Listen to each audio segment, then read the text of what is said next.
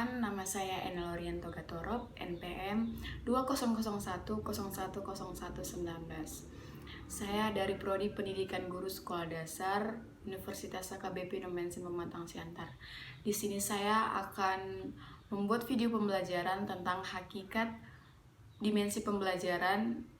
Dosen pengampu saya Ibu Yanti, SPD MPD. Di sini saya akan menjelaskan yang pertama, hakikat dimensi.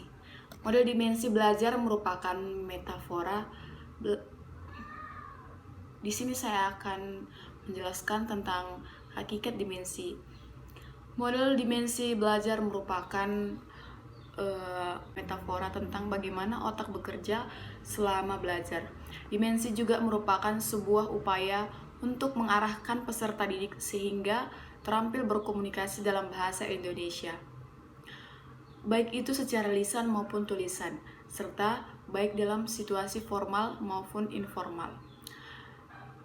Model dimensi belajar. Ada 5 model dimensi belajar. Yang pertama, mengembangkan sikap dan perspektif positif. Guru yang efektif memberikan penguatan terhadap sikap dan persepsi tentang suatu belajar dan sikap dan persepsi terhadap tugas-tugas kelas dengan teknik yang jelas dan sesuai. 2. Belajar untuk pemerolehan dan pengintegrasian pengetahuan. Belajar merupakan sebagian proses interaksi yang tinggi dalam membangun makna secara personal dari informasi yang diperoleh dengan pengetahuan yang sudah ada menjadi pengetahuan baru. Yang ketiga, perluasan dan penghalusan pengetahuan. Pada aspek ini, belajar melibatkan pengujian apa yang diketahui agar mencapai tingkat yang lebih dalam dan analitis. Kegiatan memperluas dan memperhalus pengetahuan ini dapat dilakukan dengan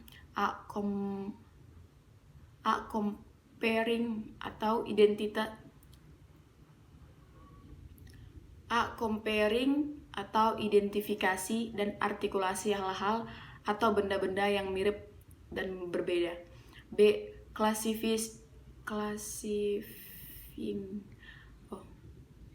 Classifying atau pengelompokan jenis-jenis benda ke dalam kategori berdasarkan atribut dasarnya.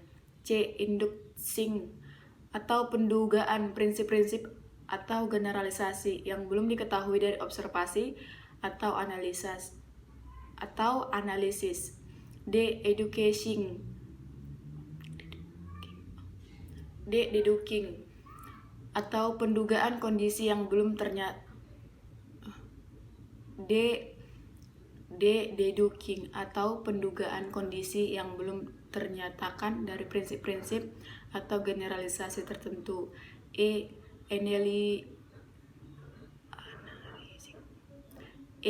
Analyzing atau identifikasi dan artikulasi kesalahan di dalam pikiran sendiri maupun orang lain. F. Constructing support atau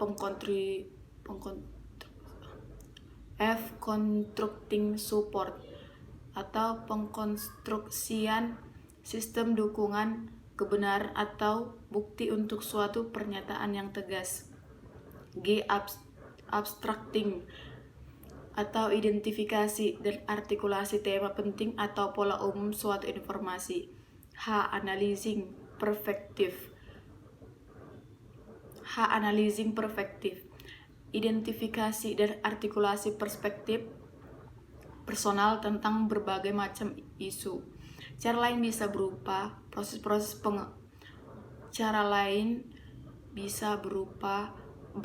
proses membandingkan, klarifikasi, mendeduksi, dan menganalisis kebenaran.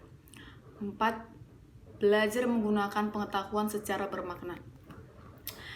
Cara yang dapat dilakukan guru membantu siswa agar dapat menggunakan pengetahuan secara bermakna dilakukan dengan A.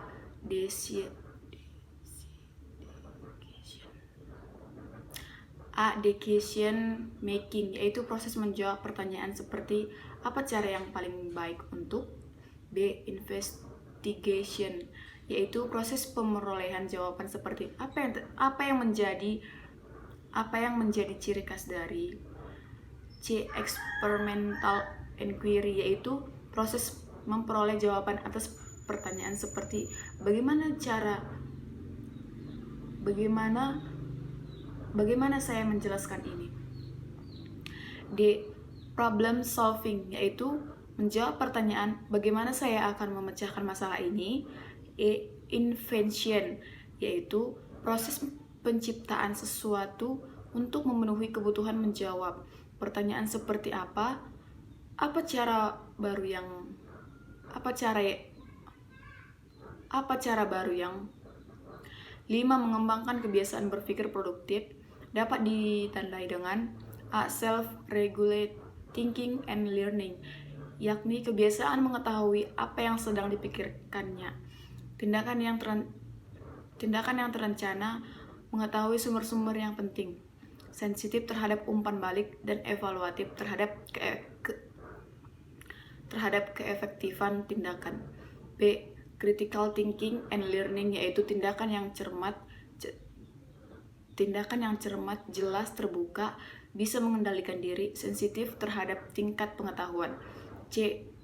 Creative thinking and learning ditandai oleh semangat tinggi, berusaha sebatas kemampuan, percaya diri, teguh, dan menciptakan hal-hal atau cara-cara baru. Dimensi perencanaan pengajaran. Yang pertama, signifikasi. Yang kedua,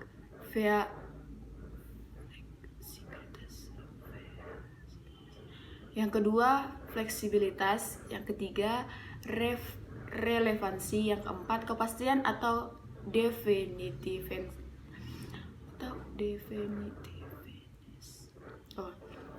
Yang keempat, kepastian atau definitiveness. Yang kelima, ketelitian atau parsimoniousness. Keenam, adaptabilitas. 7, waktu. 8, monitoring atau pemantauan. 9, isi perencanaan. Perlu memuat yang pertama, A. Tujuan, B. Program dan layanan, C. Tenaga manusia, D. Bangunan fisik, E. Keuangan, F. Struktur organisasi, G. Konteks sosial.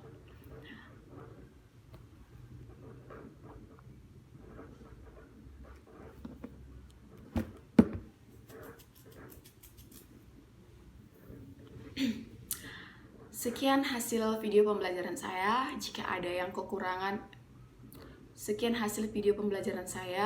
apabila ada kesalahan pembacaan atau perkataan yang tidak sesuai, saya mohon maaf. Sekian dan terima kasih.